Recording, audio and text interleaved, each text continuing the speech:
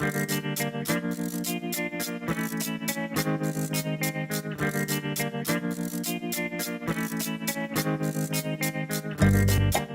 this is Michael Emery. Thanks for tuning into the Slow Baja. This podcast is powered by Tequila Fortaleza, handmade in small batches, and hands down, my favorite tequila.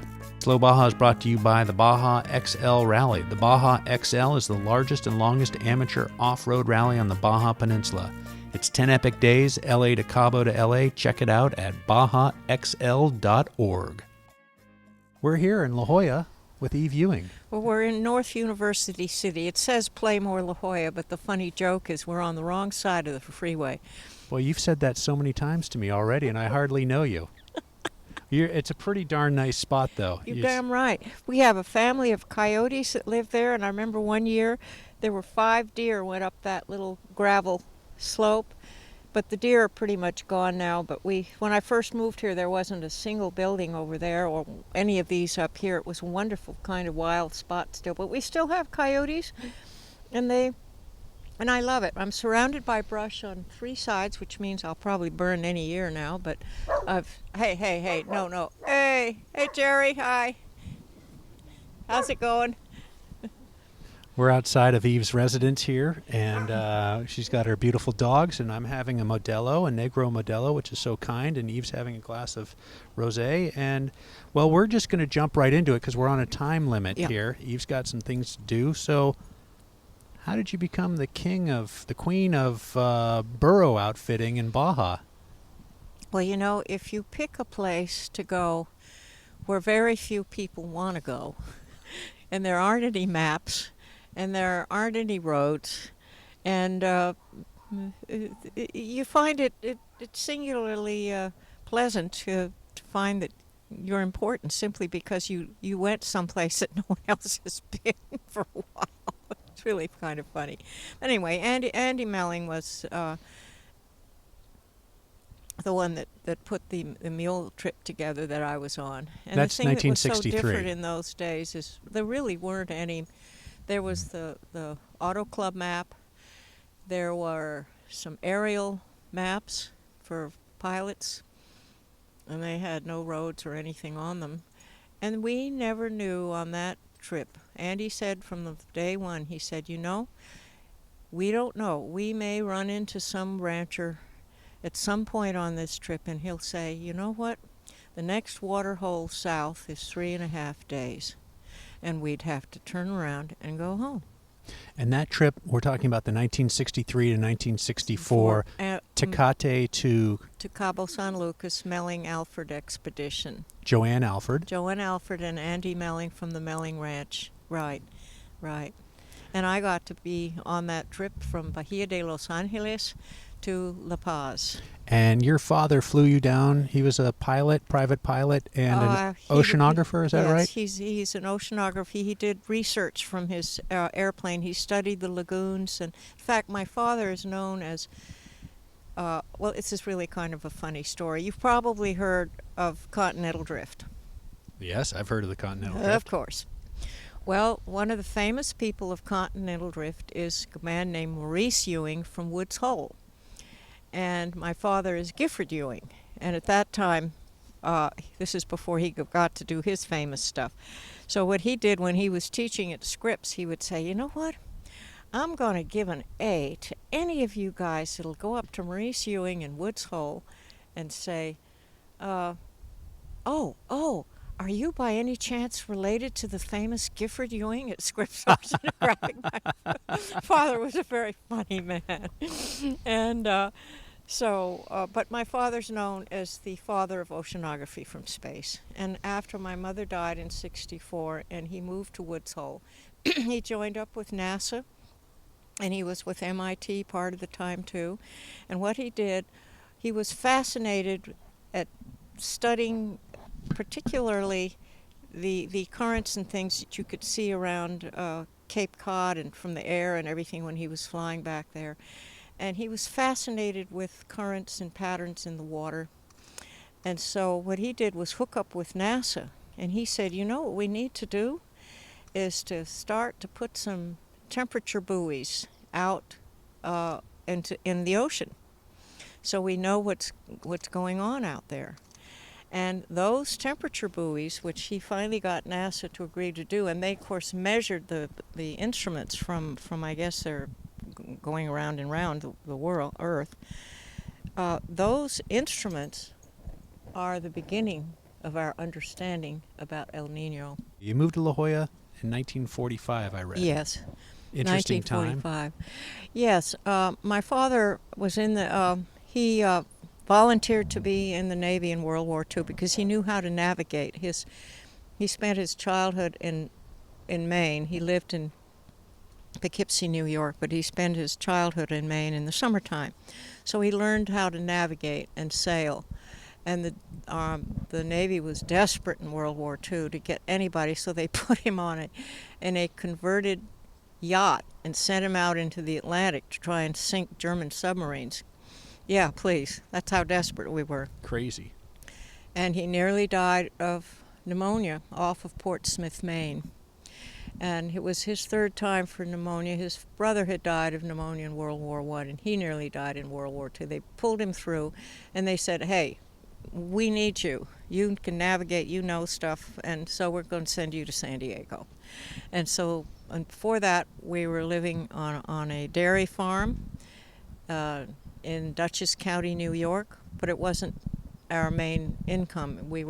I would say my father was a gentleman farmer. Gentleman farmer. Mm-hmm, mm-hmm. And what was it like when you moved to San Diego? You were 10 years old? I was 8, turned 9 shortly after I got here. What was that like? The bright sun, the blue ocean? It was, you know, I was in a state of grief because I found out we were not going to be going back. And you know, whatever piece of country you're born into, like we, Dutchess County, New York, the farm we lived on, whatever part of land I think that you're born into and are raised maybe the first 7, 8 years of your life, it's a part of your life forever. It's just part of your life forever. Would you rather sit there and put your back to the... I'm going to just move over to this seat because I am right into the sun. But yeah, no, that's no fun. And so I love the forest. I love walking into a woods and hearing the wood thrush, which is a bird that has that beautiful lilt, that sort of beautiful song. And you could never see it because of all the leaves in the forest, but you could hear it. It was magical. And fireflies. My sister and I used to sneak out our windows on top of the house and crawl and sneak out on top of the roof. No, our parents, of course, didn't know. And look at the fireflies in the woods. Just no fireflies here in California. None. You're none. not going to see that. So it was such a shock. So when I got here, I was in grief for what I knew. But what gradually happened was I fell in love with space and distance and silence. And very soon after we got out here, we met the people that owned the Penasquitos Ranch, and Russell and Florence Peavy sort of became my godparents. And whenever I could run away from home and go out and live on the original Penasquitos, which was the original Spanish land grant in all of California, I did. At that point, the Peavies had bought it from the Saudi and Sexton Corporation, which was a big cattle ranching outfit in San Diego. They owned the Penasquitos, they owned the Wajita, they owned the Cuyamaca Ranch, they owned the San Felipe Ranch in the desert, they owned Santa Maria, which you may have heard of it before, it's called Ramona. They owned, what other? But I mean, they and the Dailies were the big cattle ranching companies in San Diego. Anyway, long story short, we bought a horse from him at a rodeo and went to pick it up, and we met the family in Rose Canyon that owned the San Clemente Canyon Ranch. And they later bought the Penasquitos from after George Saudi and Oliver Sexton died, their daughters that lived in Witch Creek were a little bit overwhelmed. So anyway, the Peavies bought the Penasquitas from them, and that's where my playground was as a child. It's where I learned to ride on country and hold cattle, hold herd, and stuff Yeah, like so that. you were a real cowgirl, honestly. You were Well, moving some cattle I learned how not to be a problem, Yeah. and how to hold herd and not be a problem, like never try and stand downhill from a bull, always stand uphill from a bull. They will charge you downhill. They will never charge you uphill. Things that came in handy when Yeah, I was good in to know. Baja and was invited to join the big cattle roundups down there, which were really like paintings from Russell, and paintings of the way. I couldn't believe what I was looking at when I got invited to see those in the wild mule roundups that I got invited to see. And can you tell me about, do you remember your first trip to Baja? About what year It that was might have in the been? back of my dad's plane when he initiated the first census of the California gray whale. And he did it from his airplane, and he took with him alternately Carl Hubbs, which was the most famous of all of the people at Scripps, Carl Hubbs, Ray Gilmore, and Ted Walker.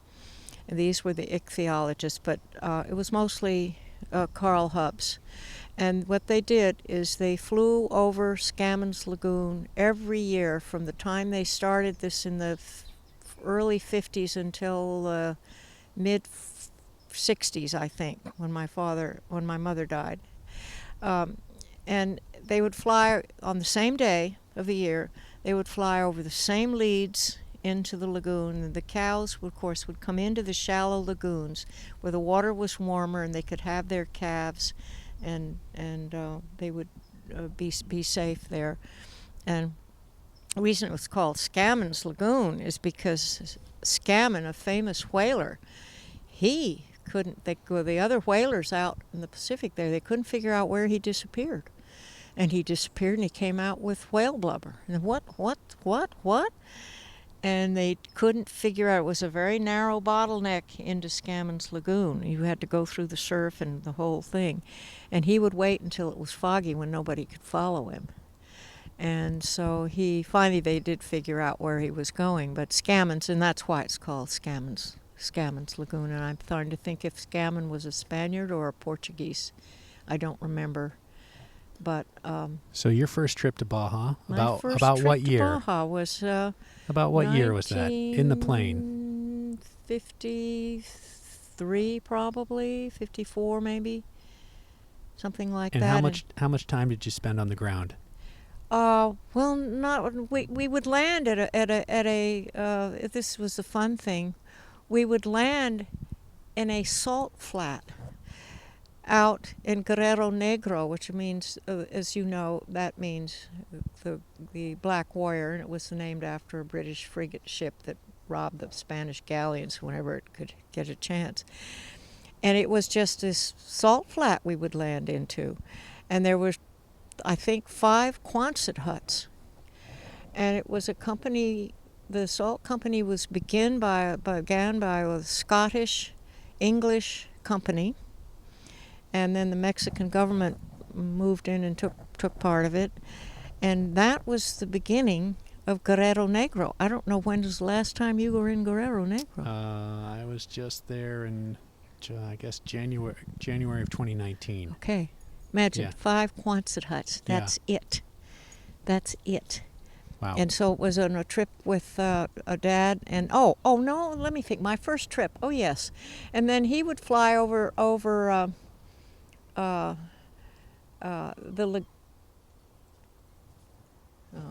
he'd fly over the lagoons, and then he would go into Los Angeles Bay for the evening.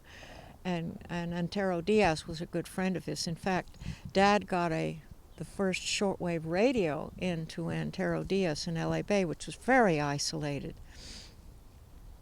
And Mexican government would not allow the Mexicans to have a shortwave radio on land. So Antero Diaz said, well, that's no problem. I'll put it on my boat, the San Agustin. And, well, of course he didn't. He was in his office, inside on land. But if you called him, it would be San Augustine, San Augustine, San Augustine, KNX 10, do all that shortwave talk. And that's how Dad would communicate. But he got him that radio, and it saved a lot of people's lives and things like that. But, okay, so we're flying in from Scammon's Lagoon one time, and when I was just with my dad, and he wasn't with anyone when he wasn't with anyone else. And the wheels wouldn't go down. Only there's a word for the proper word. Oh, honey, no, those are our nice neighbors. Honey, you're such a terrorist. Listen to her. Hi. Okay. Anyway, so Sugar Bear. Yeah, he's good. No, they're all being good. And Dad said, "Oh, the wheels won't go down." So he handed me a broom handle, and he said, "Unscrew the plate there, and please push the wheels down." So I had to push the wheels down in my Dad's plane, which was a converted Grumman Widgeon, and that would land on the water or land on the land. So it's things like that you're like, "Okay, Dad." And then Antero, if the winds were blowing bad, Antero would call, "Hey, Giff," he said. He'd say, "You be careful, the winds are bad down here. I ain't going to get my chicken coop if you don't be careful." And he always said he wanted the first plane that crashed, and the field used to be in the middle of town. Now it's out at Gringo Point or someplace else, but it used to be in the middle of town. So if you wanted to land. But I think what touched me so much about my first trip was how amazingly wild it was, even from the air. And I think what touched me so was I knew, even from the air, I was looking at land that had never been messed with the ideas and plans of human beings. It was just wild. It was theirs. It belonged to theirs. In fact, one of the most poignant experiences I remember ever having was going, this was one on my 50 mule trips long after the Melling trip, and my co-explorer, my friend Mark Robin, we went into an area where the guide said, this frightens me here because there's hardly ever any water in here. And it was right after Chubasco, and there are mountain ranges in Baja you cannot go into until they've had a Pacific Chubasco hurricane come in and dump a bunch of water. And he was a little bit uneasy. And I've never had the experience before, and I wasn't until years later that I found my friend Mark had the same experience. We were riding maybe 50, 75 feet apart, exploring on our own from our base camp. And I couldn't believe what came out of my mouth. What came out of my mouth was, I know I'm not supposed to be here, but I'm doing no harm. And I honor you, and I didn't know what I was saying or why. And it was one of those places that has never been messed with the hands and deeds of man. And I cannot tell you what an extraordinary experience that is. I can feel it. I can feel it and see it in your eyes. Yeah, you can't make that up. No. And years later, I found Mark had the same experience. We were in an area where something else was in control. And I'm a scientist's daughter, so I don't believe in all this kind of fuzzy stuff. But that happened again to me at a rock art site called Montevideo outside of L.A. Bay. I went there with Liesl Munoz, who I was mentioning the other day. You're going to jump into the Munoz. Yeah, Liesl and I went out to the Montevideo rock art site, and this was in the days when it was still pretty rough to get out there. But we were out there, and we camped overnight, and the next day we went there, and she climbed up on a rock to take a photograph of what looked like a abstract form of a female yoni. You know what that is, a female genitalia, which is very common in rock art. I'm a married man. You're very common in rock art. It looked like a Judy Chicago plate is what it looked like. Okay. And interesting painting. And Liesl, we met after, and I went further up the creek. And I don't know what. Then there was just like a feeling of wind or something, and I was looking at an art panel, and it just came out of my mouth automatically. I said, "Please, I mean no harm. I hear you. I know you're here. I will be I am respectful of you, and thank you." I don't know where that came from. And Liesl comes down later, and she backs down from the rock ledge where she was taking a picture, and her eyes were as big as saucers. And she said, "You know, I was told I shouldn't be here. I should not be here." And I said, "What the hell's happening?" And I told her what happened to me, and we were like, "What?" And I don't know. I just know from an experiential way that when the human spirit gets to the edge of what is known and what is unknown, which is the wilderness edge, it's a profound experience. And I don't care whether it's the Greeks' myth of the Iliad. What is with that famous Greek the tales from the Iliad Homer and the Odyssey. Iliad and the Odyssey. Yeah. Or that was the Greek edge of the world. The Norse tales from The Vikings. The Vikings. Paul Bunyan and his blue ox. I don't know, but it seems like wilderness, which is that place. I know what's behind. I know everything in here, but I don't know what's on that mountain in the distance. I've never been there. I don't know what's over this hill here. And I can remember the days when the Sierra Santa Clara were considered to be the most mysterious place because none of us had ever been out there. And those are the mountain ranges that stick up in the middle, the Vizcaíno Desert out between Scammon Lagoon and, I don't know, where the antelope are. But that to me was so poignant. The wilderness, and so it helps me understand when I study Indian cave paintings, which has been my passion really for the last 50 years. I just want to listen. I want to listen to what they're trying to say. That's what's important to me. Not my ideas about what they're trying to say. What are they trying to say?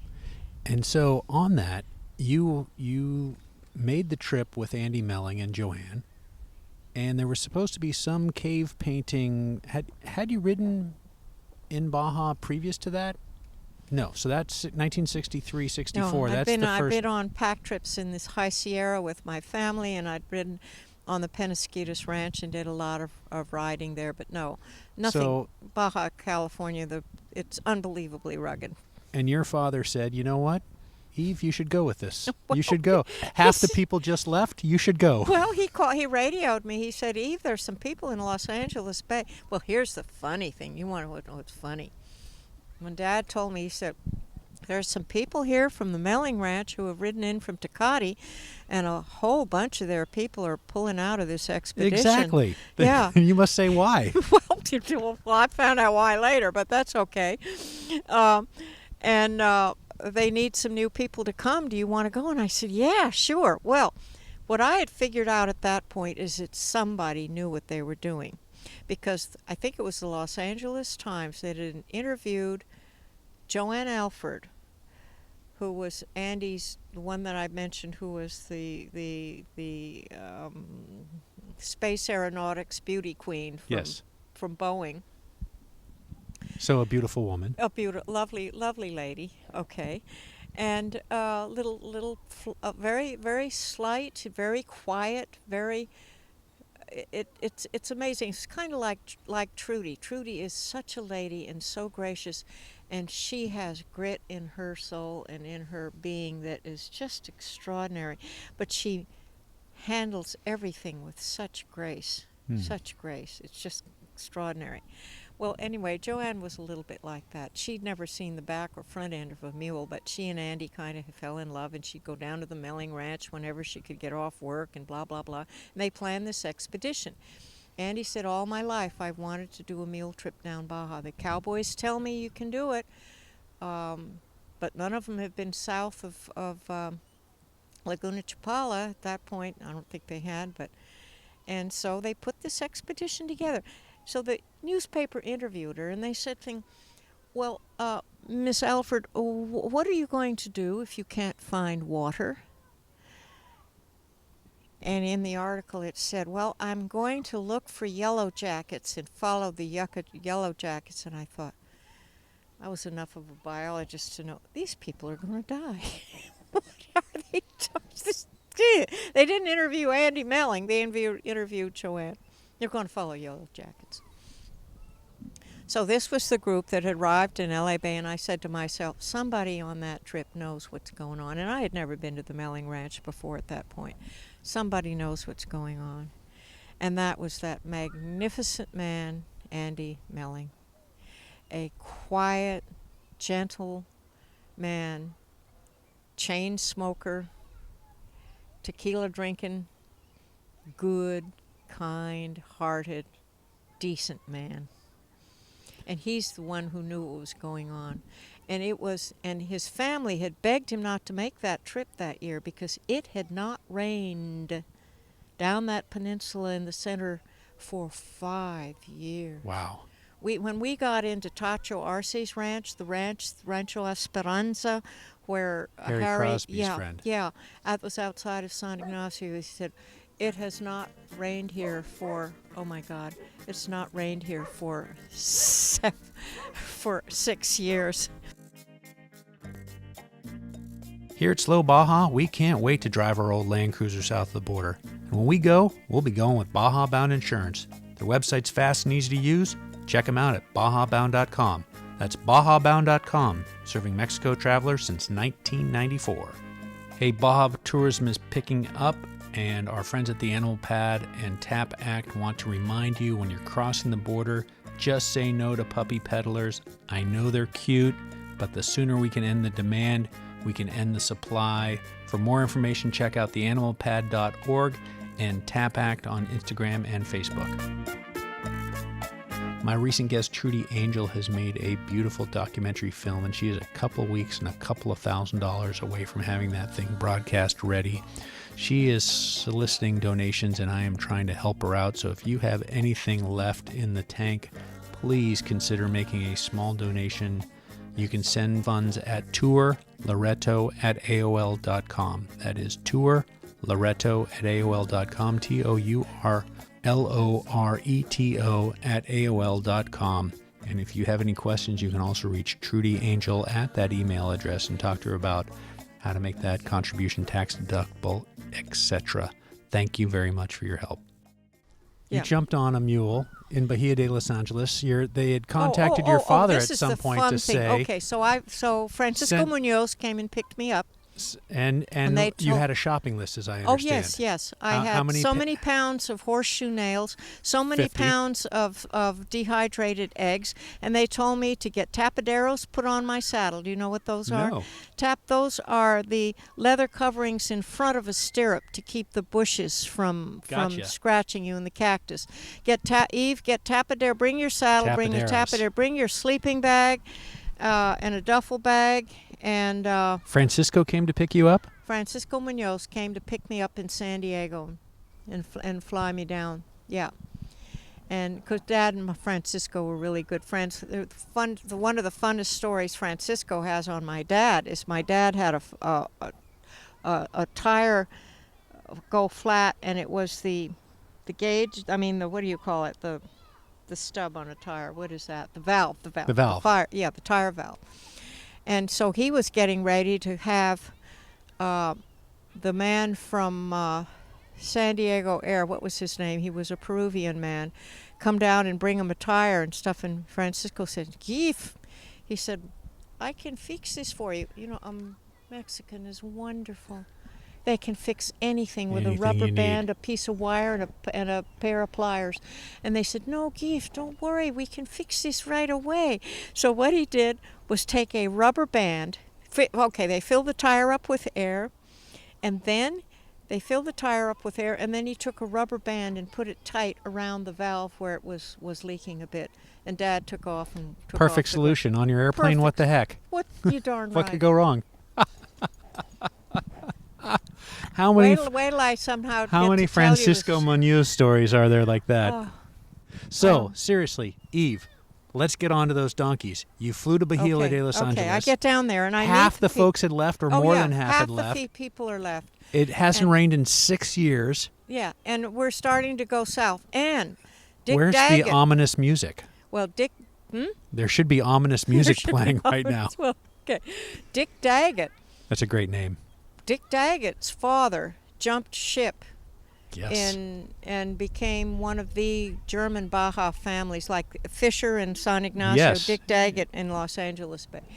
And his father jumped ship, and he was the son. And he Jumped ship in the he- 17 what? whatever, 18 right, what? right. A couple hundred years before you Yeah. got there. Yeah, oh, absolutely. And he wanted so much to come with us, and he couldn't because he was just too old. But he got some revenge. He got his revenge. He knew I was the new gringo. I was the greenhorn coming on to this trip. He didn't know that I had some riding and ranching experience, but nevertheless, I was the greenhorn. Please, if you want to start. No. with I'm Moscato, fine. it's Thank you. Moscato, not Not rosé? not rosé. We're not getting technical here on the Slow Baja podcast. Well, We're you're just, welcome. Here's a whole extra cup for you. If Eve you is want. worrying about me because I just drank the end of my Modelo. So I'm getting nervous. We've got 15 more minutes okay, well, here, very so quickly, I want to get how these. did I get started? Okay. So you're Dick the new Daggett, gringa. I'm the new gringa. So Dick Daggett's worried about I'm you. just mounting up on my mule. We're getting ready to leave, and Dick Daggett can't come, and he's brokenhearted. And who we had was Romero. What was his first name? The man that led Earl Stanley Gardner south on through the old wagon road, when the first time they drove the old wagon road by car. And anyway, so he was going to take us, and he carried his rifle across his shoulder like that, and off we went. But before that, Dick Daggett came up to me. He says, well, he says, years ago, he said, I'd run burros from the Pacific coast into the mine here, and Punta Penasco to Puerto something or other. I didn't remember what it was. And he said, there's only one water hole in between there. And one time I come in, it's getting close to dark, and he said, there's something funny going on, but I couldn't quite figure out what it was. And as usual, the burros go faster than I go, and they get in there, and they start mucking up the water. But I managed to get my canteens filled before they really mucked it up. But I just didn't remember that rock in the middle of that Tinaja. And the water went down and down as all my burros kind of drank water. And then he looked at me and he said, and then, guess what? That rock in the middle of the Tinaja, it had a horn. It wasn't a rock. It was a dead cow. And so the only water I had for the next 2 days is now a dead cow has died in this Tinaja. And so he said, and then he looked at me because he wanted to make sure I was suffering.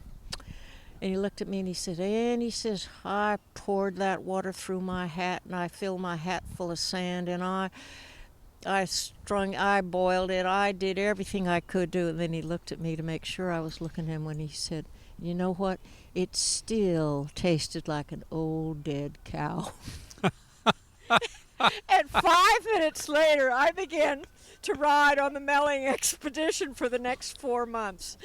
And Wow. Yeah. We drank out of a lot of water holes that had dead animals in it, I can promise you. And in those days, Giardia hadn't hit yet. So you slept in the dirt on a saddle or on the saddle blanket Slept under the on stars. Yeah, in those days, we didn't have those air pillows or whatever it is people live on. None of those niceties. Saddle blankets, and then You did had no not fit tents. yourself at the REI before you went. No, they didn't have an REI, but they had these.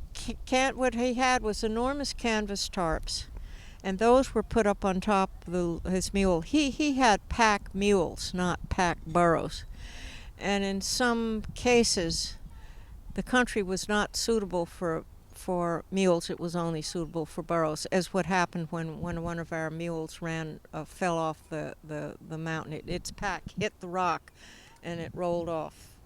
But There no, were some Andy hardships. Meling was the man There were some who knew. hardships on that. What? There were some hardships on that Oh trip. my God! Lost a mule to a mountain lion. I understand. One of those hungry mountain lions. I'll never forget that part. But Andy Meling, he's the man who knew the country, and he's the man that knew mules. And because it hadn't rained for 5 years, and his family begged him to postpone that trip, but he didn't. So in order for the mules to get something to eat, now you could never camp at a water hole because everything around a water hole for a day's journey has been eaten up by the cattle, what starving cattle are left. So you had to camp between the water hole that you just filled up on and the water hole that you were going to, and camp in the middle. And then what Andy would do for his animals to be able to get enough to eat is, and you couldn't even hobble them. And after it took about 3 weeks before his mules keep trying to go back to the Meling Ranch. They had some tough times. They had some really tough times. Kathy Barton, who was on the trip, who later married Andy, divorced her husband, who was a Navy helicopter pilot, and married Andy. She said, for that month, between Tecate and Los Angeles Bay, the north wind never stopped. And she said you could either pull your jacket up and keep your neck warm, and it would then get down and your lower back would freeze. And then you could pull your jacket down, keep your back warm, and it would get you in the back of the neck. And then trying to cook at night when the wind would never stop. It would never stop. And she said we were all so exhausted, and I think that's why a lot of those people just said this is not for us. And they had 2 photographers from Brooks Institute, Santa Barbara. Photographers from Brooks Institute. And one taking film and one taking slides, and they left. They'd had it, and so when I came in, I was just the fresh meat. And hey, fresh meat, tell me something a little bit. You just mentioned Brooks. You studied at the Art Institute. Yeah, San Francisco. So my Baja friends don't give a rat's ass about the Art Institute, but you were there with some luminaries. Oh. And it's right outside of my living room window. Okay, I will never forget. Okay. So give me 2 minutes on that, just okay, 2, and then we're minutes. back to Burroughs and Baja. No, that's fine. We can play. I was so lucky because I had Minor White. Yeah. Hello. For my teacher. Holy Toledo. Minor White sent us home after the first day or 2 of class. About what year is this? Excuse me for asking. I understand you're about 84? I'm 84. That would have been, I think, in the late 60s, I think. I'm not, I'll have to think about that. Okay. Because then I also took a course from Ansel Adams in Yosemite. Yeah. But Minor White was the man. He was the teacher. He said, all right, I want you kids to go home. And I want you here at 6 in the morning. And your assignment is to take a photograph of light.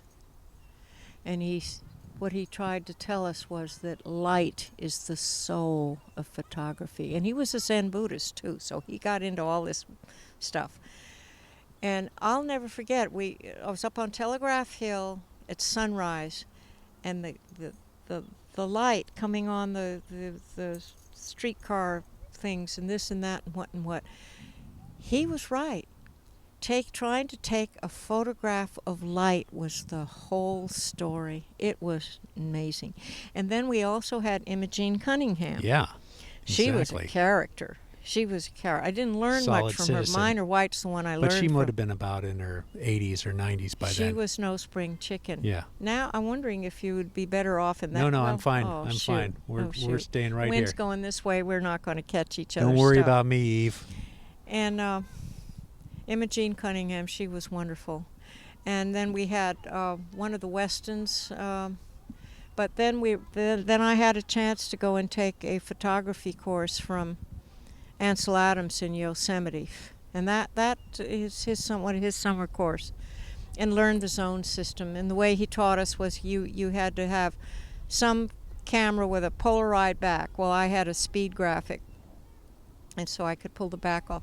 And he taught us the basic thing, which is you expose for shadow and develop for highlights. That's what we learned. That's the basic zone system, right? I just wish kids knew that when they were shooting with their phones these days. Oh, I know. Expose for the shadow, develop for the highlight. Right. It's the way I And- learned. Yeah. So you learned the zone system Yeah, too. sure.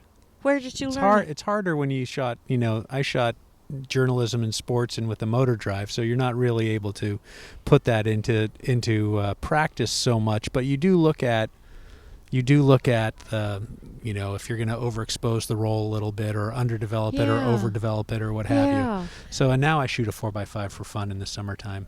Oh, just for fun? Handheld. You're wonderful. I use an old Graflex Super D that has the big pop-up viewfinder. Oh, how So wonderful. it's a terrific camera. But we're not talking cameras. Well, We're talking about you in Baja. So let's get right back to it. So Anyway. you jumped off the Melling Ranch. The Melling the Bahia de Los Angeles. trip. LA Bay. We're not going to go into the details of that, but it seems like the mules got under your skin. Yes. Or was I it Baja that got under your respected them. skin? Well, or was it the it's- cave paintings that you really didn't get a chance to see them all? I tell you what got under my skin was the land. I'll never forget, south of LA Bay, maybe 2 days ride south, we passed an old abandoned ranch called Rancho La Fortuna, and that's where a mountain lion killed our biggest mule.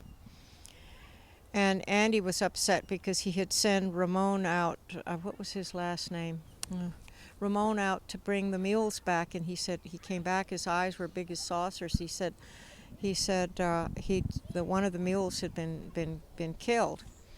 And I think it was before Ramon got back. Joanne Alford, bless her heart, she went to the bathroom and came back and said, Andy, what's about this high and has a long tail and little round ears? Andy jumped, I swear, if you could jump straight up and down off the ground, he jumped as far as a man could do out of there. And he grabbed his rifle or his gun and he said, everybody come back to the camp. It was years later that we found out that this was a very famous mountain lion. And what it had done was to kill our biggest mule and drag it about 50 feet. So it was a serious mountain lion. It was a serious mountain And it was a lion. seriously hungry mountain lion.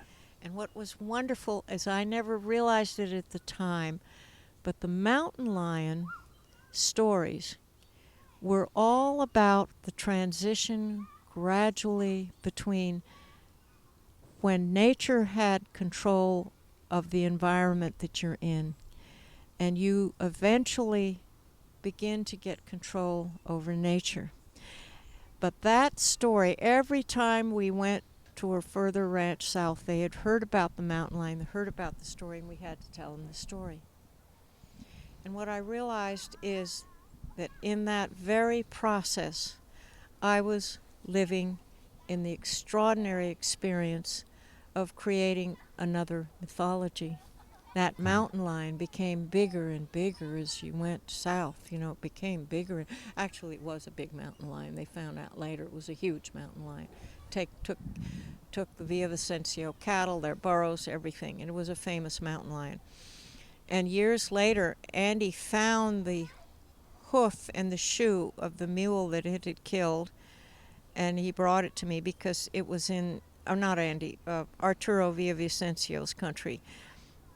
But that fascinated me. I didn't realize, it took me years later to realize this is what mythology is all about. And then as the years go by, the story, okay, so here's the story where everybody's eyes are as big as saucers. This mountain lion is big. He's big, and he took this biggest mule ever. And then you hear stories, then my guide from Corazon Vaquero, when he talks about trying to go in and kill a mountain lion and it jumps over his head and it scares him to pieces. He says, and I'm so scared. So then you have the stories where the mountain lion and the human being are kind of 50-50. They got an equal chance, okay?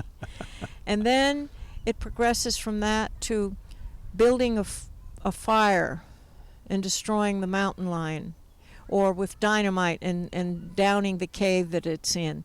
So little by little, man becomes the big predator, and it changes. It to me, what the series of mountain lion stories are to me are the progression of a time when the wilderness The song of the wild was wilder than the song of man.